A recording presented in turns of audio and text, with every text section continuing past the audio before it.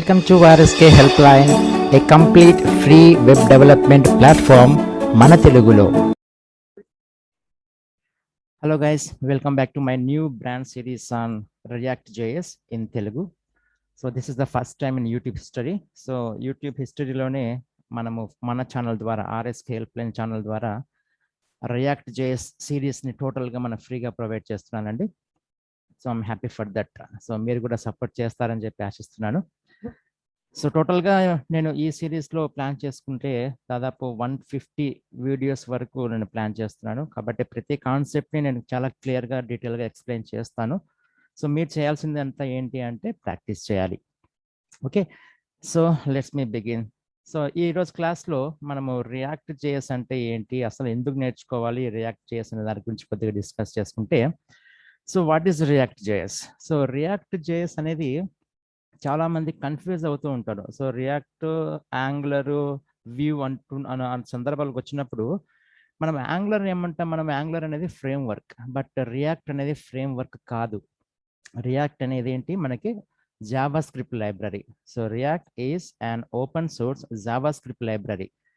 ఈ రియాక్ట్ ఎందుకు యూజ్ చేస్తామంటే, మనము యూజర్స్ కోసం ఇంటర్ఫేసెస్ డిజైన్ చేస్తాం కదా, యూఐఎస్ అంటాం కదా, ఆ యూఐఎస్ని డిజైన్ చేయడానికి, ఆ బ్యూటిఫుల్ అమేజింగ్ యూఐఎస్ని డెవలప్ చేయడానికి రియాక్ట్ మనకి చాలా హెల్ప్ చేస్తుంది. ఓకే, కాకపోతే మీరు గుర్తుపెట్టుకోవాల్సిన పాయింట్ ఏంటి అంటే, రియాక్ట్ అనేది ఫ్రేమ్ వర్క్ కాదు, రియాక్ట్ అనేది ప్యూర్గా మనకి Java script library. At the same time మనకి రియాక్ట్లో మనకి రౌటింగ్ అనే కాన్సెప్ట్స్ కానీ, హెచ్టిటిపి రిక్వెస్ట్ మనకి డైరెక్ట్గా రియాక్ట్ మనకి ఫోకస్ చేయదు. మరి ఎలా ఈ రౌటింగ్స్ కానీ హెచ్టిటిపి రిక్వెస్ట్లు కానీ హ్యాండిల్ చేయడానికి మనకి రియాక్ట్లో ఎకో సిస్టమ్ ఉంది. సో ఆ ఎకో సిస్టమ్ ద్వారా ఏం చేస్తుందంటే, రియాక్ట్ వేరే లైబ్రరీస్ ద్వారా మనకి ఈ రౌటింగ్ని, హెచ్టిటిపి రిక్వెస్ట్ని హ్యాండిల్ చేసేదానికి మనకి ఫెసిలిటీస్ ఉంటాయి. కాబట్టి రియాక్ట్ అనేది దేనికోసం ఉపయోగిస్తాం? మనము యూజర్ ఇంటర్ఫేసెస్ని, బ్యూటిఫుల్ యూజర్ ఇంటర్ఫేసెస్ని డెవలప్ చేయడానికి మాత్రమే మనము రియాక్ట్ని యూజ్ చేస్తాం. ఓకే, ఎందుకు సార్ రియాక్ట్ నేర్చుకోవాలి? మనకి గ్యారెంటీ ఏమైనా ఉందా? రేపు పొద్దున లైఫ్ ఉంటుందా మనకి రియాక్ట్ నేర్చుకోవాలా అంటే, ఖచ్చితంగా లైఫ్ ఉంటుందండి. ఎందుకంటే రియాక్ట్ అనేది ప్రాజెక్ట్ స్టార్ట్ చేసింది, డెవలప్ చేసింది, మెయింటైన్ చేసింది ఫేస్బుక్ వాళ్ళు. ఆ ఫేస్బుక్ టీం ఏం చేస్తారంటే, వాళ్ళకి సంబంధించినటువంటి ప్రోడక్ట్స్లో కూడా ఈ రియాక్ట్ని యూజ్ చేయడము, అలాగే రియాక్ట్ మీద హ్యూజ్ మనీ వాళ్ళు ఇన్వెస్ట్ చేసి ఎప్పటికప్పుడు అప్డేట్ చేసుకుంటూ వస్తున్నారు. కాబట్టి ఇంకొక 20 ఏళ్ళు 30 ఏళ్ళ వరకు రియాక్ట్ అయితే మనకి భూమి మీద తగ్గదు. కాబట్టి ఖచ్చితంగా ఎవరైతే ఫ్రంట్ ఎండ్ డెవలపర్గా సెటిల్ అవ్వాలనుకుంటున్నారో, ఫ్రంట్ ఎండ్ డెవలపర్గా జాబ్ తెచ్చుకోవాలనుకుంటున్నారో, సో వాళ్ళకి React is a very good choice. చాలా మంచి డిమాండ్ ఉంది రియాక్ట్లో. ఓకే, ఎందుకు, ఎట్లా మనకి జాబ్ ఆపర్చునిటీస్ చూసినట్లయితే రియాక్ట్లో కంపేర్ టు యాంగులర్ కన్నా రియాక్ట్లో జాబ్ ఆపర్చునిటీస్ చాలా ఎక్కువ. మళ్ళా ఇక్కడ స్కోప్ ఆఫ్ స్టడీ చూసుకున్నట్లయితే, యాంగులర్లో మీరు నేర్చుకోవాలి అనుకున్నటువంటి టాపిక్స్ మనకి చాలా ఎక్కువ యాంగులర్లో, బట్ రియాక్ట్లో చాలా తక్కువ. స్కోప్ ఆఫ్ స్టడీ చాలా తక్కువ, స్కోప్ ఆఫ్ ఆపర్చునిటీస్ చాలా ఎక్కువ. ఎందుకంటే మ్యాక్సిమం ఎంఎన్సీస్ కంపెనీస్ తీసుకున్నట్లయితే అంటే విప్రో కావచ్చు, అసెంచర్ కావచ్చు, క్యాప్జెమిని కావచ్చు, ఇట్లా ఎంఎన్సీస్ కంపెనీ చాలా చాలా పెద్ద పెద్ద కంపెనీస్, అవన్నీ యాంగులర్కి మూవ్ అయ్యడానికి ఇంపార్టెన్స్ చూపిస్తాయి. ఓకే, స్మాల్ స్కేల్ ఇండస్ట్రీస్ ఉంటాయి కదా, సో అవన్నీ రియాక్ట్కి ఇంపార్టెన్స్ ఇస్తున్నాయి. కాబట్టి జాబ్ ఆపర్చునిటీస్ చూసినట్లయితే మనకి యాంగులర్తో కంపేర్ చేస్తే రియాక్ట్లో మనకి జాబ్ ఆపర్చునిటీస్ చాలా ఎక్కువ. కాబట్టి ఎవరైతే ఫ్రంట్ ఎండ్ డెవలపర్గా కెరీర్ని సెటిల్ చేసుకోవాలనుకుంటున్నారో, సో వాళ్ళు రియాక్ట్ నేర్చుకోవడం అనేది ఒక మంచి చాయిస్ అనేది నేను రికమెండ్ చేస్తాను. సో దాని తర్వాత రియాక్ట్ అనేది మనకి కాంపోనెంట్ బేస్డ్ ఆర్కిటెక్చర్లో ఉంటుందండి. ఇప్పుడు చూడండి, ఇక్కడ మీకు ఒక స్క్రీన్ మీద చూపిస్తున్నట్లు ఒక వెబ్ పేజ్ తీసుకున్నట్లయితే అందులో మనకి హెడర్ కాంపోనెంట్, అలాగే సైడ్లో మనకి సైడ్ నావ్ అనేది ఉంటుంది, మధ్యలో మనకి మెయిన్ కాంటెంట్ మనకు డిస్ప్లే చేస్తాం, అలాగే ఫుటర్ని కూడా డిస్ప్లే చేస్తూ ఉంటాం. ఇక్కడ ప్రతిదీ కూడా ఒక్కొక్క కాంపోనెంట్. అంటే మన రియాక్ట్ ఏం చేస్తుంది, మన అప్లికేషన్ని స్మాల్ పార్ట్స్గా బ్రేక్ చేసేస్తుంది. బ్రేక్ చేయడం వల్ల ఏమవుతుంది, మనకి అటువంటి కాంపోనెంట్స్ బ్రేక్ చేసినటువంటి ఆ స్మాల్ పార్ట్స్ని మనం ఏమంటామంటే కాంపోనెంట్స్ అనుకుందాం. ప్రస్తుతానికి మళ్ళీ ఫర్దర్ క్లాసెస్లో కాంపోనెంట్స్ గురించి మనం పూర్తిగా డిస్కస్ చేద్దాం.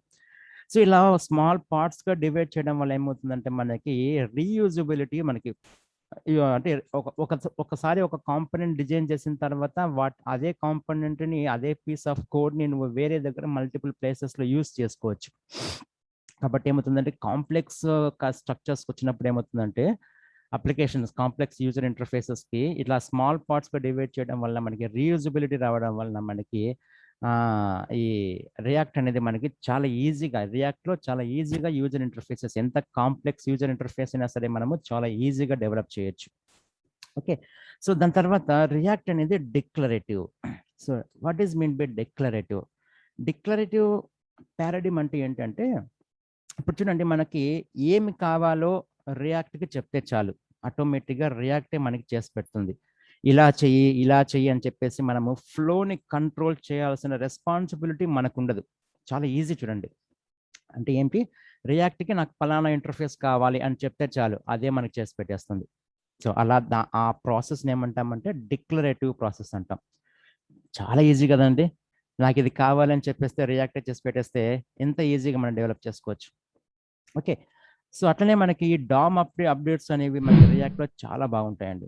సో మనకి ఈ ఒక అప్లికేషన్ రియాక్ట్లో చేసిన తర్వాత దాన్ని నువ్వు ఎటువంటి అప్లికేషన్లోనే సరే మీరు ఇంటిగ్రేట్ చేసుకోవచ్చు.